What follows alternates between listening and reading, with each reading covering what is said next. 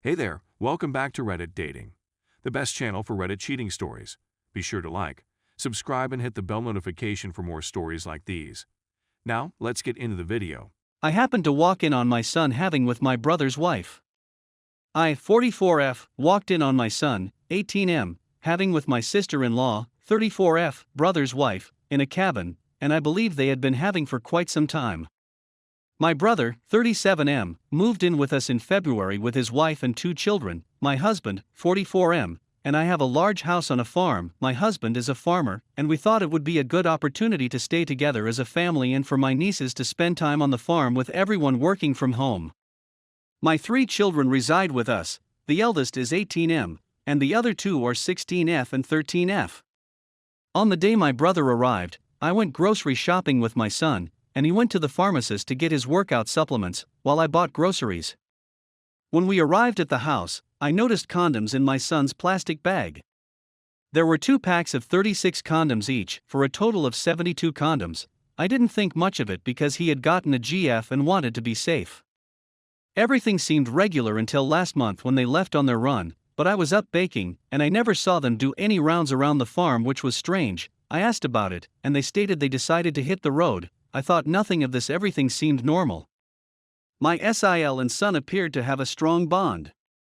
Yesterday, I was returning from a friend's house early in the morning. The sun wasn't up yet, and it was a little dark, but I noticed that the cabin we have on the farm was open and the light was on. I thought maybe one of the employees had forgotten to lock up, so I went to close the door and turn off the light, and as I got closer, I heard people having, and I took a peek, and it was my son and SIL having. I still haven't informed anyone what I witnessed, and I'm at a loss for what to do. Should I confront them? Should I tell my brother? Should I tell my husband?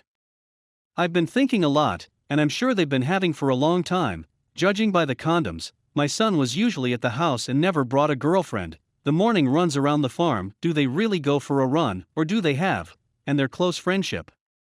Update. I'd like to start by thanking everyone for all of the advice I received in response to my original post. I apologize for not responding to any comments. I believe I only responded to one, but my mind was all over the place. I'll do my best to keep this update brief. As many of the responses indicated, I chose to notify my husband first, and then go from there. My husband lost it. He first thought it was a joke. We discussed the situation and decided that we should first discuss it with our son before telling my brother. We confronted our son with what I observed. He already knew what was going on since he saw my Reddit post and put 2 and 2 together. He didn't dispute anything. Instead, he confessed, telling us that he and his SIL had been having since February of last year. He was 17 at the time. My son claims it all started at his SIL's birthday party, where they got drunk and had in a restroom, and they've been meeting at hotels and sneaking off at family events ever since. My husband lost it after my son's confession and told him to leave the house and go to our apartment in town, because he didn't want to see him in front of him at this time. My husband stormed into my brother's room after my son had left and told him everything. SIL was not in the house at that moment. My brother lost it and packed his belongings, took the kids, and left. When he inquired where my son had gone, he said he intended to teach him a lesson, which we did not tell him, and he eventually departed. SIL did not return. I believe my brother may have phoned her, or my son may have warned her, and she is terrified to return. Her things are still in the house. My daughters overheard everything and are horrified that their family may be wrecked. They miss their brother and are terrified that my husband would never let him back into the house again.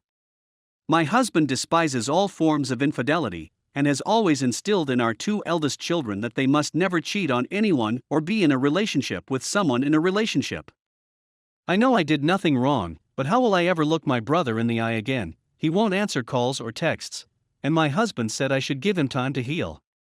My kid has fled the condo because he is frightened of what my brother will do to him, and he is currently hiding at a friend's house, which he will not name. There is no word on SIL. Info: my son's sister-in-law was the one who initiated the first time he and her slept together. She was the one who booked hotel rooms, bought my son dinners and lunches, and she even gave him an allowance. Story number 2. My 34 male wife, 34 female, has discovered that she is having an emotional extramarital affair with her college crush. Thank you for taking the time to read this. 18 years ago, my wife had an emotional infatuation on a boy in college. However, he did not accept her proposal at the moment. But they've stayed in touch on and off throughout the years via social media. My wife told me everything I needed to know about him, and they were simply friends until lately. I discovered yesterday that they have been extremely intimate on social media for over a year. I saw all of her texts, and the guy had been asking for pictures of her in revealing clothing on a regular basis. My wife had emailed him images of her cleavage, if not anything more explicit. My wife is spiritual, and the guy has been portraying himself as spiritual, and I believe this is where my wife feels emotionally linked to him. I am in tune with you, she said at one point throughout the talk. Mentally, we are married. I adore you. I'm not sure how far they've progressed because they may have recently changed to Telegram, which is much more secure. I was enraged, but I calmed myself and approached the situation rationally. I have 2 children, and they must not be affected in any manner as a result of this. I acknowledge that I have been so preoccupied with work because I am upskilling and transferring to a better position. I also work the night shift and have 2 children. This resulted in me sleeping late at night in the other bedroom alone for nearly 2 years. She goes to bed early with the kids. Zek's life is naturally non-existent. While she has a great deal of respect and concern for me, and is always available when I need her, I believe she drifted away due to a perceived lack of emotional support and a lack of Zek's life. I tried being bad with her today and asked for Zek's, and she was ready in a second. We had a terrific time, and she was really immersed in it. Despite the pain, I am determined to save the marriage. I haven't confronted her yet because of this. Should I do it now? Or should I just rekindle the Zek's life, deepen the emotional connection, and hope guilt drives her away from him? I have to approach this very pragmatically because both of our families get along really well. Thank you for your time. Update. I approached her without first presenting the facts, and she stated that they do speak on and off, but nothing more.